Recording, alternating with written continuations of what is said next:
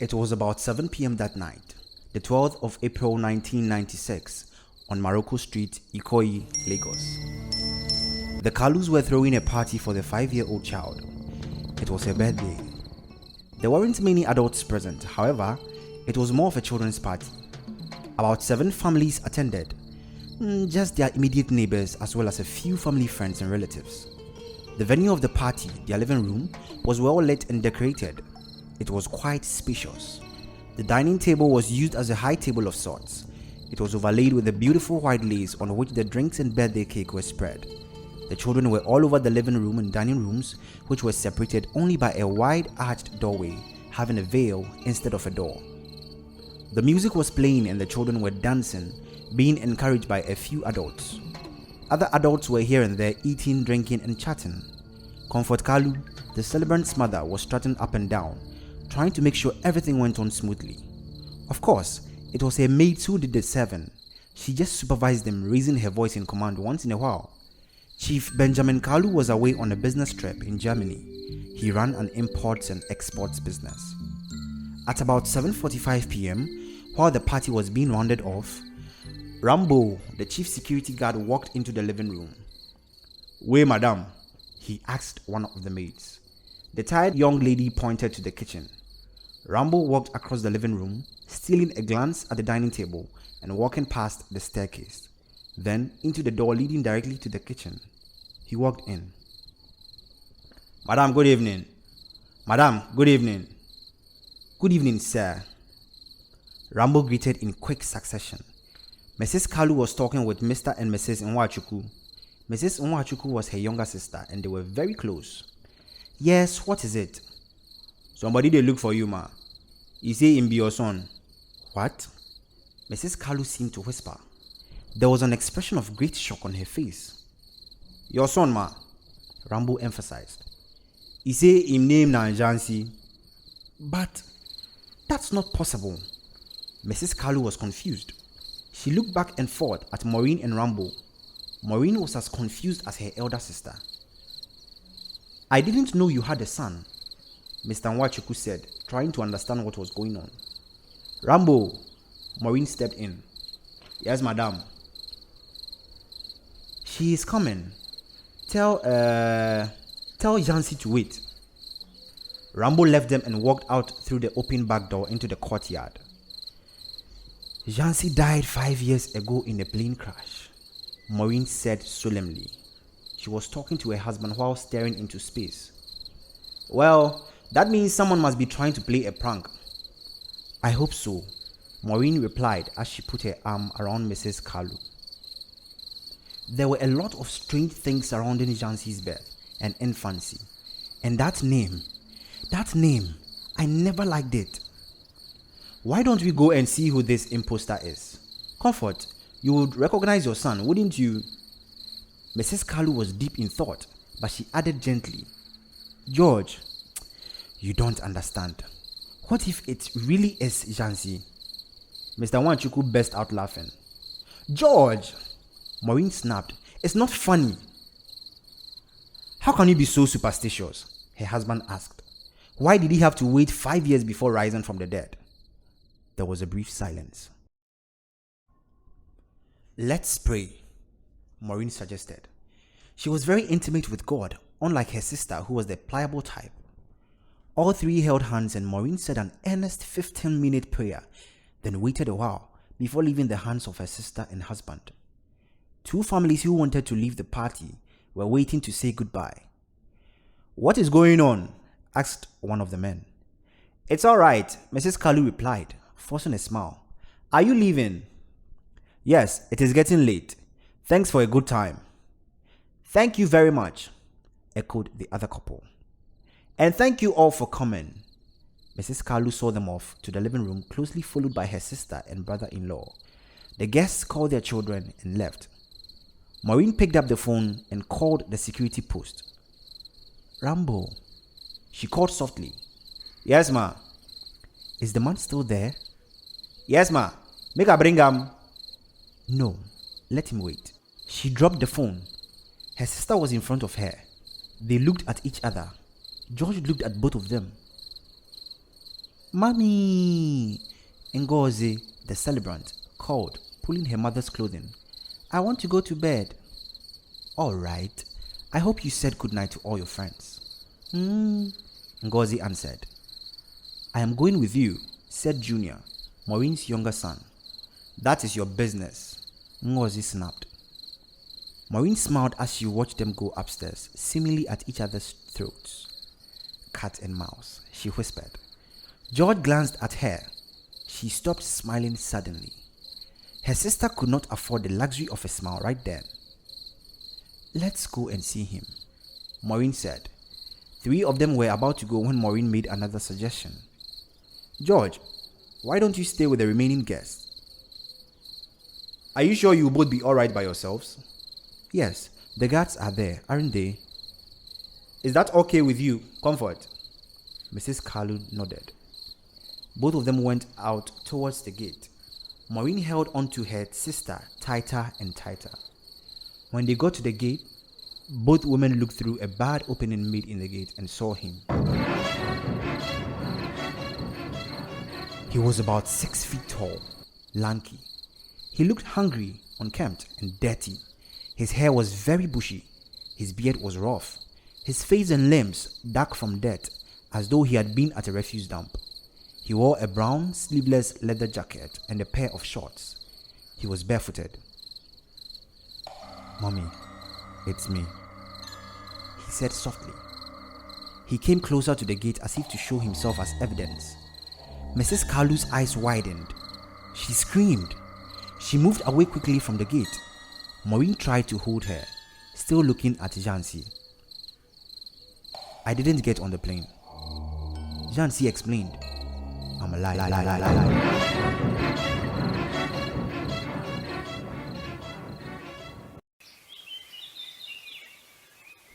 The following morning, after Njànsí had cleaned up himself, he explained over breakfast he had deliberately missed his plane 5 years earlier, and since then, out of shame, had been wandering the streets of Lagos. His mother believed him. Akunna, Mrs. Kalus called as they finished eating. Come and clear this table. Yes, ma, answered one of the maids, briskly walking up to the dining table. Njànsí, Mrs. Kalus called again. Yes, ma'am, the young man answered, looking up at her while pushing the dining chair back under the table. Let me drive Ngozi to school, then I'll go to the boutique. If you need anything, just tell Akunna or Ebere. Have a nice day. We'll talk more when I come back. It's alright, mom. Mrs. Kalus couldn't look straight at him while talking to him. She still hadn't really gotten over the shock of seeing him again. Njànsí said goodbye to his mother and sibling, who had become very excited about her new elder brother. She hadn't known him before since she was still in her mother's womb when he disappeared. After they left, Njànsí sat down on the soft pale blue sofa, took the TV remote control from the center table and put it on. Akunna, he called after about 30 minutes.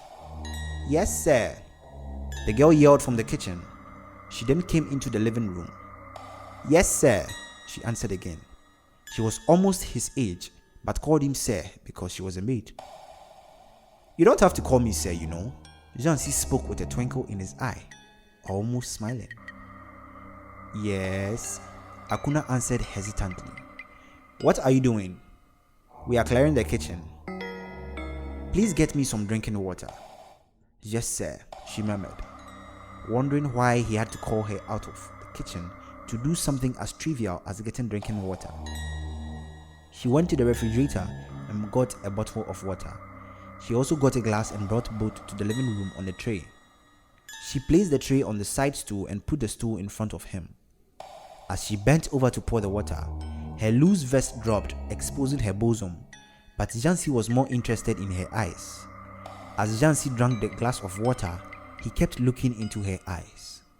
She suddenly sprang up, as though from sleep, and stood upright looking away. Is there any fruit juice? Njànsí asked. Yes. Get some for me. Take the bottle of water back to the fridge. Akunna avoided his eyes. They were so penetrating, almost as if he was trying to bewitch her. When she got back to the kitchen to get the fruit juice, Njànsí heard some giggling. In a few minutes, she was back. She served him again. "Akuna," Njànsí called. "Yes." The girl answered in a bit of a shock. She could have sworn that his voice changed somewhat. "Sit down." Akuna perched on the edge of the sofa, trying not to sit too close to him. Igiri strained her ears from the kitchen to get a piece of the action. "Look at me," Njànsí requested. Akuna found that very difficult. She was very uncomfortable. She squeezed her face and was fighting, twisting her fingers and blinking incessantly. Njànsí held her lower jaw softly and looked right into her eyes. "Do you know that you are very pretty?" She suddenly stopped shaking and broke into a smile. Njànsí sprang up, switched off the TV and went towards the staircase. Igiri dodged when he looked through the corridor into the kitchen. "Bring that juice up to my room," Njànsí said. Akuna complied. When Mrs. Kalus returned that evening, she met everyone in a state of confusion. Akuna was missing. The guards were confused, insisting that she hadn't passed through the gate that day. Igiri was crying desperately. When asked when she saw her mate last, she couldn't go further than when we were cleaning the kitchen together. Then she went into the parlor in her testimony. Njànsí seemed as confused as everyone else. Ngozi didn't really grasp what was going on, but she knew that her nanny was no longer there. She just kept watching cartoons on TV. "Have you called the police?" asked Mrs. Kalus after being told what had happened. "No, madam," answered Hassan, the security man. "Call them!" shouted Mrs. Kalus. She was in a state of panic. She wondered how she could explain the matter to Akuna's parents or to the village folk who might conclude that Akuna was a victim of ritual murder for money. She paced the floor frantically. "Mommy, calm down.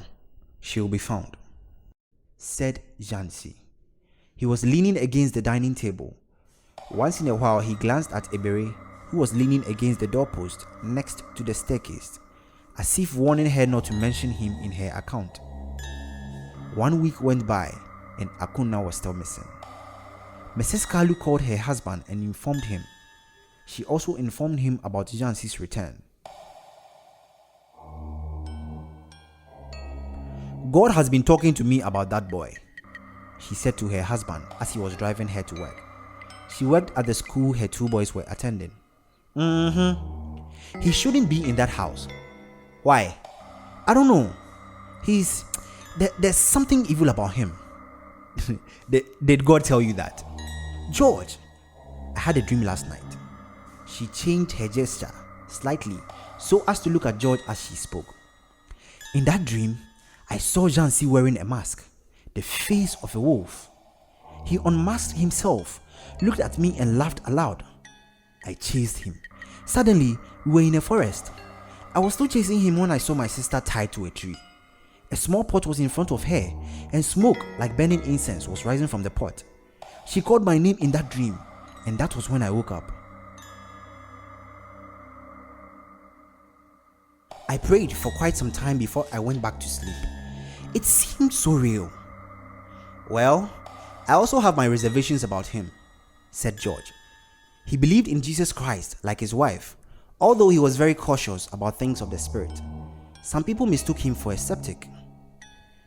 3 days ago," he continued, "I was reading Matthew 7:15 about wolves in sheep's clothing, and his face just flashed in my mind. I wasn't even thinking about him. I know I wasn't." "Jesus!" Maureen exclaimed. "Maybe you should talk to your sister about it." "Yes, but first, let's pray and fast about it tomorrow." Alright. 6 to 12. 6 to 6! Maureen squeezed her face as she emphasized the last 6. George had never been enthusiastic about fasting. He ate like an elephant and looked like one. "Okay," he finally agreed. "George," Maureen called after a brief break. "Yes." "Do you think he could have anything to do with Akuna's disappearance?" George laughed aloud. "I don't think it could be that serious. If it wasn't, God wouldn't be so serious about telling us, would he?" George stopped the car as they reached the gates of Royal Children's School, Waji Estate. His wife got out of the car and helped her boys out. They had been engaged in their own discussions. Everyone said goodbye and their father drove off to work. The following week, Chief Benjamin Kalu was back from his business trip, and his 15-year-old daughter, Nkechi, was also back from boarding school on holidays. Both of them, especially Nkechi, were so pleased to see Njànsí. She had been so close to him when they were younger, before Njànsí was reported to have died in a plane crash. Chief Kalu was out most of the time attending to his business, used vehicles. The children stayed at home watching movies. Sometimes, Njànsí would drive them around town in one of their cars. At night, when everyone had gone to bed, Njànsí and Nkechi would stay up, watching late-night movies. This night, they were watching a version of Dracula. "I don't like this movie. It's scary. Let's change the station," Nkechi complained. "There's nothing better on TV tonight," replied Njànsí. "I am going to bed," Nkechi concluded, standing up. "Chicken," Njànsí mocked, looking into his sister's eyes. "I am not a chicken," Nkechi snapped. "Then watch it." Njànsí was still looking into her eyes. Nkechi could have sworn his voice changed slightly. She jumped back into her chair. "I'll watch it." After the movie, they walked up the stairs together.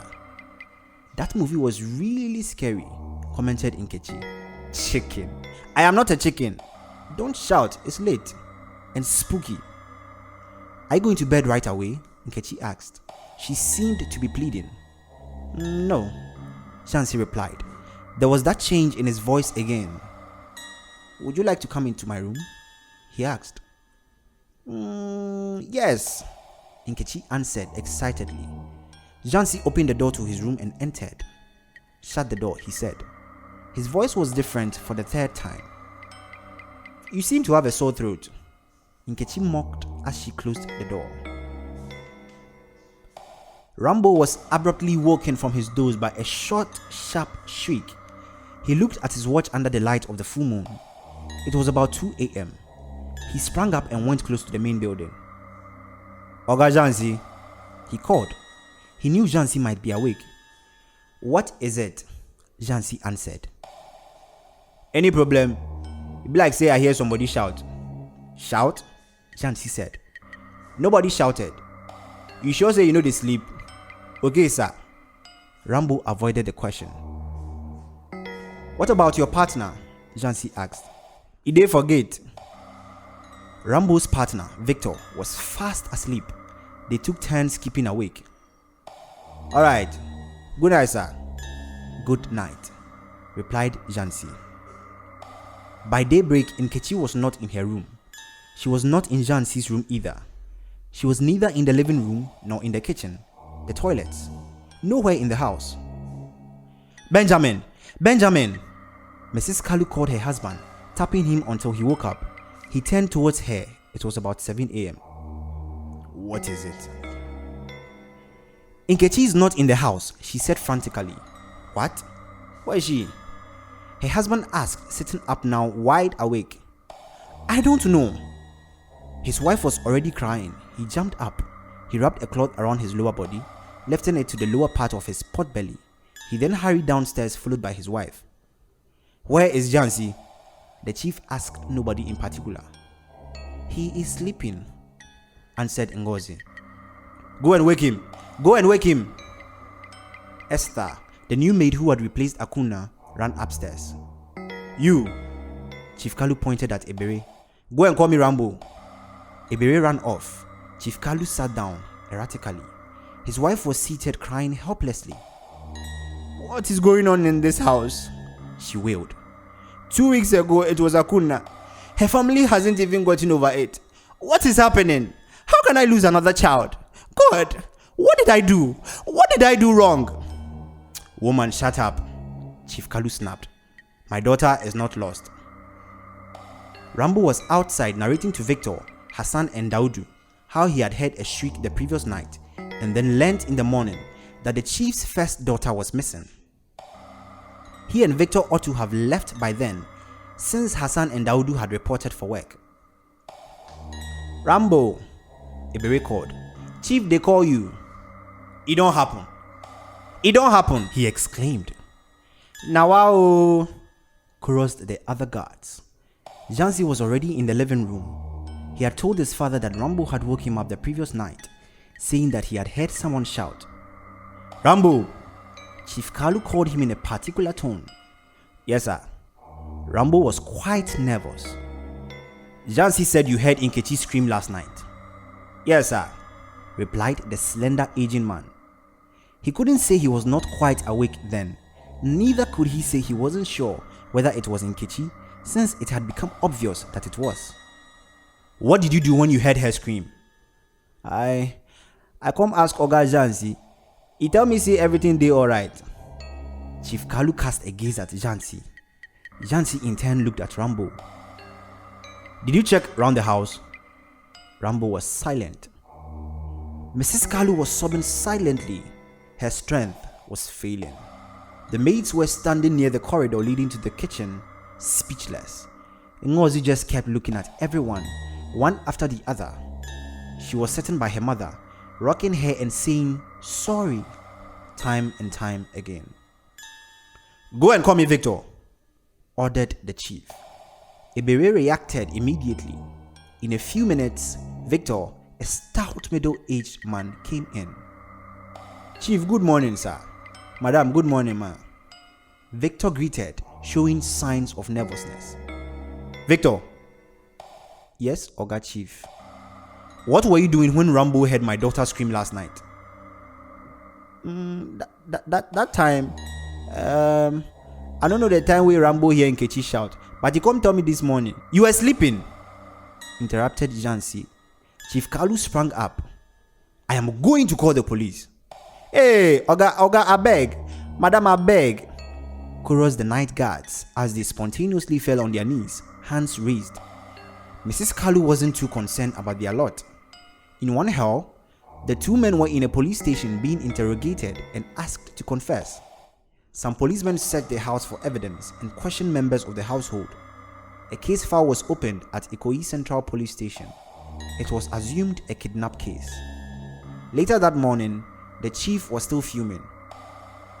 My daughter has been kidnapped, and I know who did it, he said over and over again as he paced back and forth in his bedroom. His wife was on the bed, deep in thought, hardly hearing her husband. Ben. What? He stopped and looked at her. Something just occurred to me. I just remembered something. She looked as though it was really important, so he sat down beside her. A few days ago, she whispered, Maureen told me something. You know that Akuna disappeared on the first day of Njànsí's coming here? Yes. And now Nkechi is gone. She broke into a brief sob. Maureen said. Mrs. Kalu tried to control herself. Maureen said God told her Njànsí is not supposed to be here and that he is evil. What does that mean? The chief asked, disgusted. I thought you had something important to say. He stood up, hissing loudly. Ben, think about it. Think. Njànsí must have really died. There was a knock on the door. Yes, Chief Kalu answered. Mrs. Nwachukwu is asking for you, ma. She came with two men. It was Ibiri. Ben, dress up, let's see her. The chief put on a shirt, still having a wrapper round his waist. Ibiri went downstairs ahead of the couple. Everyone exchanged greetings and sat down. Maureen introduced the two men with her to Chief Kalu as elders from her church. Her sister already knew them since they attended the same church. Chief Kalu never attended church. She walked over to Comfort's seat and wrapped her arms around her for longer than a moment, comforting her. Sister Comfort, began Maureen. Ibiri has told me what had happened this morning. Please take it easy. I know you must have been crying. She will be found. she let go and continued. We actually came because of Njànsí. We have been praying about him, and these elders would like to speak with him. Chief Kalus waited a while and then reluctantly called Njànsí. He wasn't in his room. Igiri ran to the gate on Chief Kalus' orders. She returned after a short while. The chief asked. He wondered whether another mystery was about to evolve. Then Igiri spoke up. Hassan said he went out. Njànsí never came